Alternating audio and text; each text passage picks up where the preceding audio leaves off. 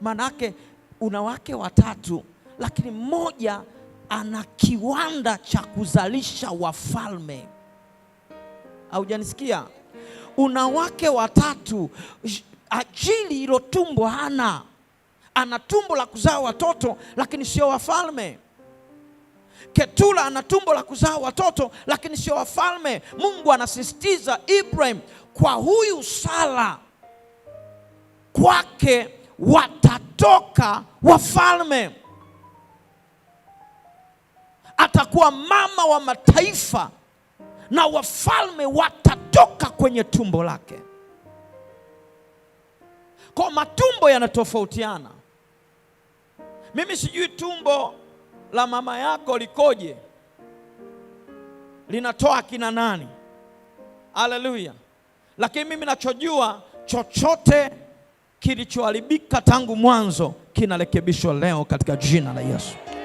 Kuna aina ya maombi tutayaomba leo yatarekebisha kila kilichoharibika zamani.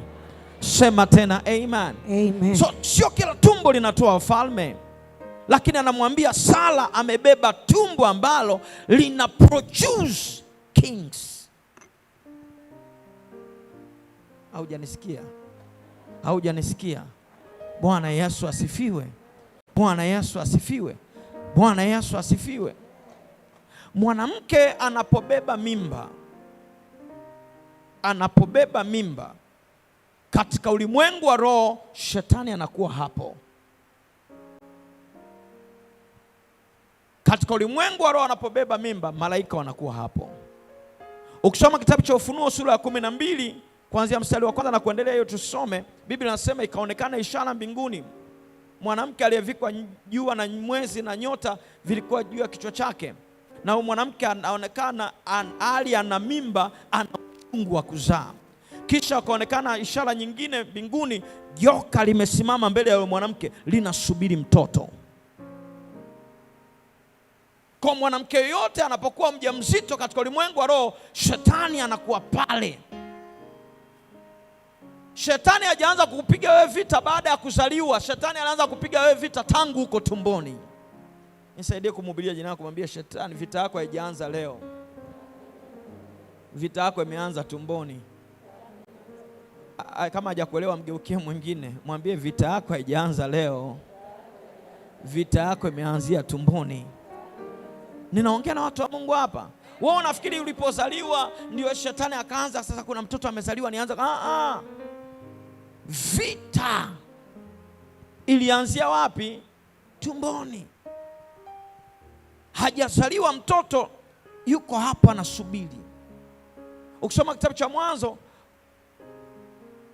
Ajili alipobeba mimba, Biblia inasema akaamua kukimbia akiwa na mimba. Alafu malaika wa Bwana akamtokea akamwambia, rudi kwa bibi yako kanyenyekee. Kumbe nini? Kumbe ana mimba na malaika wa Bwana yuko anamfuatilia kila mahali, na joka nalo linamfuatilia kila nini mahali. Soma Biblia yako vizuri. Ajili alikuwa ni mtumwa mwema. Alipobeba mimba akaanza kumuona Sara kuwa si kitu. Kuna roho iliingia ndani yake. Hiyo roho ilikuwa wapi? Joka. Sasa lile roho ndo likamuinua, kimbia. Malaika wa Bwana akamwambia, rudi. Vita ulionayo haijaanzia leo. Ngoja nikusaidie kitu kimoja. Some andiko jingine. Nataka tuende taratibu, nikuonyesha aina chache za matumbo. Kitabu cha Yohana sura ya 9 na mstari wa kwanza. Alafu mtu mwingine anisomee Matendo ya Mitume 14 mstari wa 8. Haleluya. Yohana 9 mstari wa kwanza, Matendo ya Mitume 14:8. Ndio. Yohana 9 mstari wa kwanza, Biblia inasema hata alipokuwa akipita alimuona mtu kipofu tangu kuzaliwa. Kipofu tangu kuzaliwa. Huyu mtu hajapata upofu akiwa kijana, hajapata upofu baada ya kuzaliwa. Upofu uliumbika tumboni. Kuna watu matumbo yao magonjwa upandikizwa ndani ya tumbo. Mtoto anazaliwa tu ana sukari. Mtoto anazaliwa tu ni kipofu. Mtoto anazaliwa tu nguvu za kiume hazipo. Mtoto anazaliwa tu kuna ulemavu unazaliwa. Kuna adui wakati mwingine anaachilia vita katika matumbo. Unakuta mwanamke anazaa mtoto ni mlemavu, ni mgonjwa. Malizia Matendo ya Mitume. Matendo ya Mitume 14 mstari wa 8. Ndio. Biblia inasema, na huko Litra kulikuwa na mtu mmoja dhaifu wa miguu, kiwete tangu tumboni mwa mama yake. Huyu alikuwa kiwete tangu wapi? Sauti yako imekuwa ndogo. Tangu wapi? Kwa vita, yani wakati huyu mama amebeba mimba, adui amesimama pale, anaanza kushindana na mtoto, anaachilia roho ya ulemavu tangu tumboni. Haujanisikia? Anaachilia roho ya upofu tangu tumboni. Anaachilia roho ya umaskini tangu tumboni. Kwa mtoto anapozaliwa, immediately mtoto anazaliwa namna anaiona dunia tayari alishaharibiwa tangu tumboni. Inua mkono wako, sema kila kilichoniharibu tangu tumboni, leo hii kikafutike kwa jina la Yesu na kwa damu ya Yesu. Halo. Bwana Yesu asifiwe. Tangu nini? Tumboni. Kuna watu, kuna aina maroho yanaachiliwa tangu tumboni. Hiyo nimekuonyesha.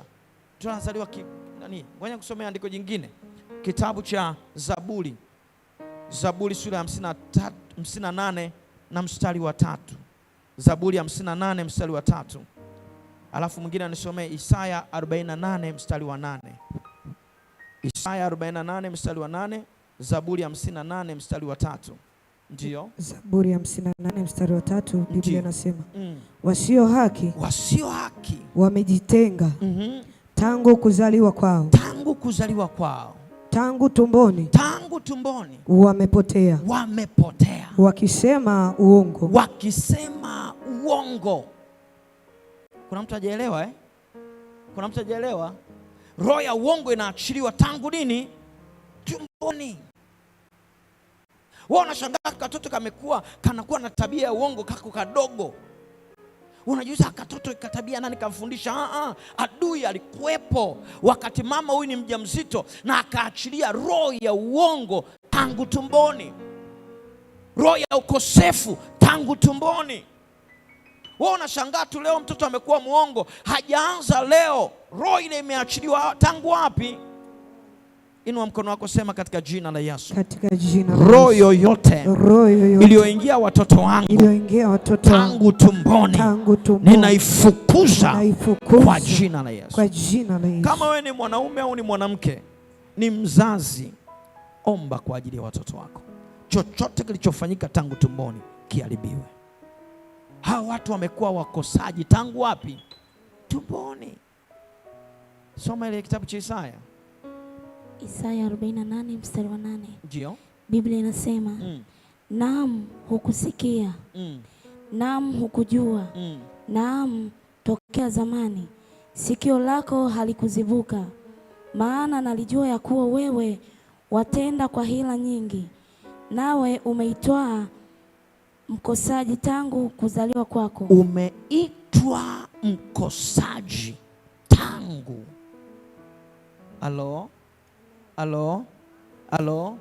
Tangu kuzaliwa kwako. Manake hii roho ya ukosaji, hii roho ya ulevi, hii siyo nini, unashangaa wewe unaona mtoto amebadilika ni mlevi tu.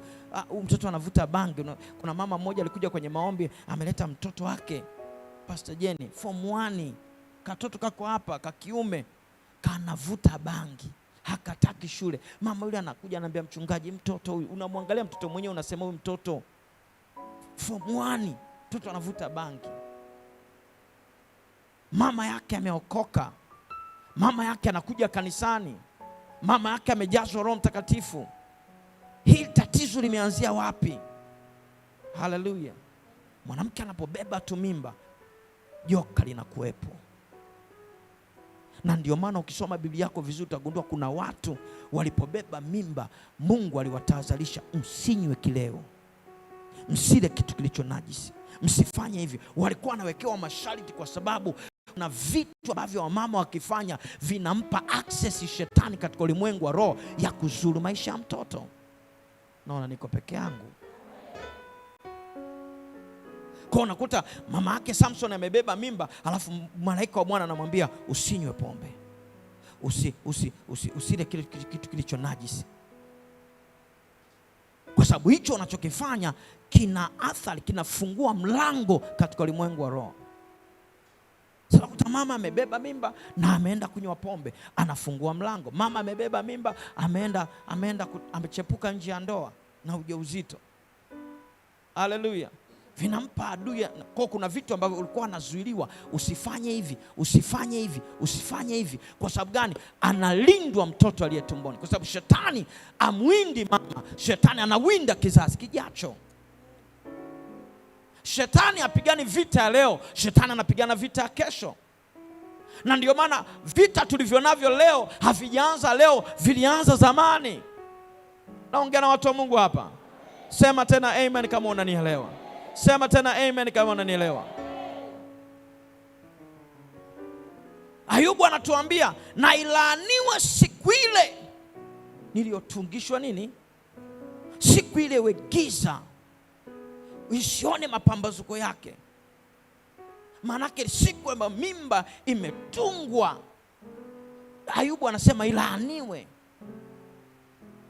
Kama Ayubu anaweza kulaani kitu kilichotokea, na sisi tunaweza kubariki kitu kilichotokea.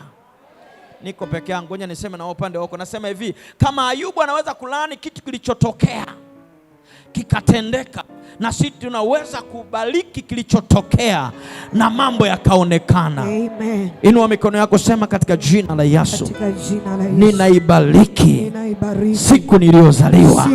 Sema ninaibariki siku niliyotungishwa mimba katika jina la Yesu. Katika jina la Yesu. Halo. Roho inaweza kumwingia mtu. Haleluya. Roho inaweza kumwingia mtu tangu tumboni. Bwana Yesu asifiwe sana. Tuko pamoja. Nikusomea andiko moja, Waamuzi sura ya 13 mstari wa 5. Waamuzi 13:5.